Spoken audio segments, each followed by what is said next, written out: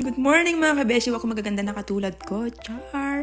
So, maaga tayo nagising ngayon kasi pang umaga ang aking poging asawa ngayon. So, ipagluluto natin siya ng kanyang lunch sa kanyang work. So, madali lang naman itong lutuin. Ito yung tinatawag nilang hamburger helper. So, tara samahan nyo akong magluto habang inaantok pa.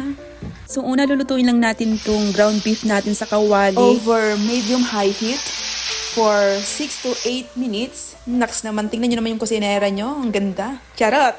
Kung masyadong mamantika yung ground beef ninyo, kailangan nyo siyang i-drain after cooking. Ganon mga kabeshi. Para naman hindi tumaas yung cholesterol ng mga asawa nyo kung ipagluluto nyo sila ng ganito. Ganon. So okay na po yung ating ground beef. Ngayon naman lagyan natin ng tubig, water in English. Ganon. Charot. So, nilagyan ko din ng gatas, pang pataas ng calcium yan, ganun. Daming alam. So, itong hamburger helper natin, kompleto ricado na siya. Nakalagay na dyan sa box yung kanyang cheese, ganun. As in, kompleto ricado na siya. So, ilalagay na natin ito sa kawali. Tapos, haluin natin ito ng may kasamang pagmamahal, ganun. At once na kumulo na siya, pwede nyo natin kainin. Charot lang. Siyempre, takpan natin siya. Takpan natin ito at siyempre, pahinaan natin yung apoy. And then, isimmer lang natin ito at least 10 minutes to 12 minutes. Tapos, dapat nating haluin occasionally hanggang sa lumambot na yung pasta natin. Ganon. Tapos, nilagyan ko lang ng konting asin dyan.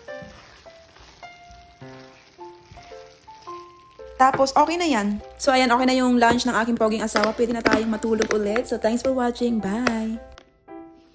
Good morning mga kabeshi, ako magaganda na katulad ko. Char. Panibagong umaga, panibagong luto journey na naman tayo mga kabeshi.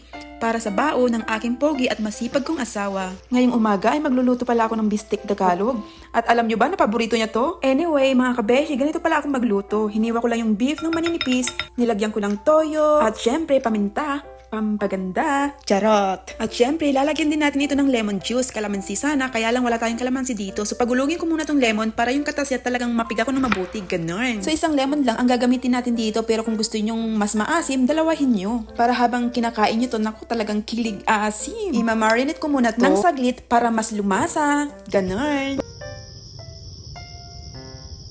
So habang nakamarinate yung ating beef, ihiwain ko na itong sibuyas ng pabilog. Ito yung tinatawag nilang onion rings. Ganun. So ngayon, igigisa ko na itong onion rings natin kasi ito yung ating pan-topping. So wag nating tipirin ng sibuyas ha. Kasi ito yung magpapasarap sa ating bistek Tagalog. Ganun. So nilagyan ko lang siya ng konting mantika tapos iginasa ko lang saglitan and then itinabi ko muna dyan kasi ilalagay natin yan sa final touch natin, ganon. So, isi-share lang muna natin itong ating beef ng saglitan para lalong ma-enhance yung kanyang lasa, ganon. Daming alam. Pero kung nagmamadali kayo or tinatamad kayo, pwede namang diretso gisa na, ganon. Hindi naman siguro aangal yung beef natin. Charot. So, ayan mga kabeshi, okay na to. Hanguin muna natin to kasi magigisa tayo ng bawang saka another sibuyas. So, ayan, nahango na. Maglagay lang tayo ng konting mantika, konti lang. Syempre, igisa na natin tong sibuyas at saka bawang para sa mga aso. Charot lang. So, once na nagisa na yung bawang at sibuyas natin, ibalik natin yung na-sear natin na beef. Tapos, ilagay natin din yung marinade natin. And then, syempre, lalagyan ko siya ng 2 tasang tubig. Tapos, papakuluin lang natin to hanggang sa lumambot or maluto na yung ating beef. Madali lang itong maluto kasi super nipis lang yung ating beef. So, siguro mga 30 minutes okay na yan. So, wag masyadong malakas or mataas yung apoy natin. Naku, baka masunog yung niluluto natin kapag masyadong malakas. Ganon. So, titikman natin yung sauce.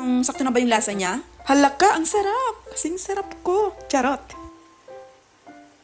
So, ayan, ilalagay ko na po yung ating onion rings. Naku mga kabeshi, kapag matitikman nyo itong luto ko, tsak na makakalimutan nyo naman mga sakit at hinagpis dyan sa puso nyo. Charot! So, ito na po yung ating bistek Tagalog. Simpleng sangkap, pero masarap.